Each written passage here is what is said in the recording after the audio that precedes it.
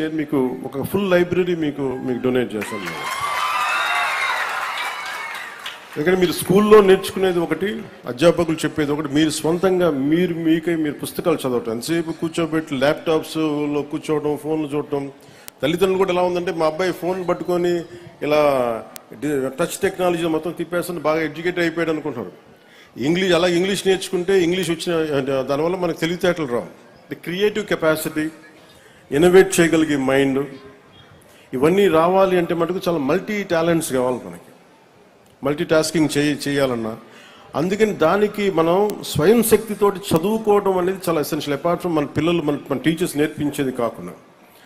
అందుకు మీరు ఇళ్లలో కూడా తల్లిదండ్రులకు కానీ ప్రతి ఒక్కళ్ళకి గ్రూప్ లైబ్రరీ ఇచ్చే, ఒక 10 మంది ఒకటే ఏరియాలో ఉంటే మీరు ఒక లైబ్రరీ, చిన్న లైబ్రరీస్ పెట్టుకోండి. అలాగే కూటమి నాయకులు కూడా, జనసేన నాయకులు కూడా ప్రత్యేకించి పిల్లలకి, మీరు రేపు పొద్దున పిల్లల ఓట్లు కావాలనుకున్నారు, పిల్లలకి మీరు ఏం చేయకుండా ఓట్లు ఎలా అడుగుతారు మీరు అందరూ. అందుకని పిల్లలకి ఏదైనా కనీసం లైబ్రరీస్ లాంటివి మీరు పెట్టండి, మొబైల్ లైబ్రరీస్ లాంటివి.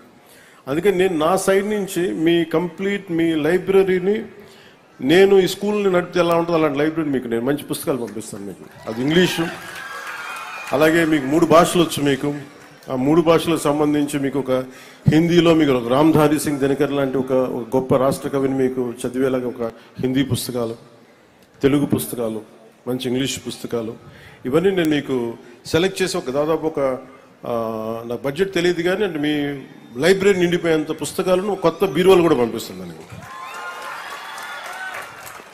అలాగే కంప్యూటర్స్ ఇందాక శుక్లా గారు చెప్తా ఉంటున్నారు, madam Kritika Shuklaji, just 10 computers ఉన్నాయంటే నేను నా సైడ్ నుంచి మీకు ఒక 25 కంప్యూటర్స్ నేను మన స్కూల్కి పంపిస్తాను.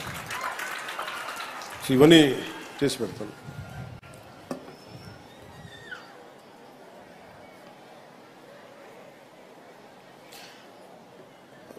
యాస్మిన్ గారు, ఇందాక మీరు మార్షల్ ఆర్ట్స్ నేర్పించింది ఎవరమ్మా? యాస్మిన్ జీ,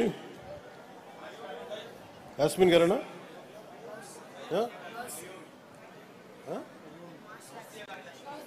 కాదు, గౌసియా. ఇందాక పిల్లలకి మార్షల్ ఆర్ట్స్ చేశారు గౌసియా గారు. మార్షల్ ఆర్ట్స్ నేర్పించిన ట్రైనర్ శ్రీ గౌసియా గారు, మిస్ గౌసియా.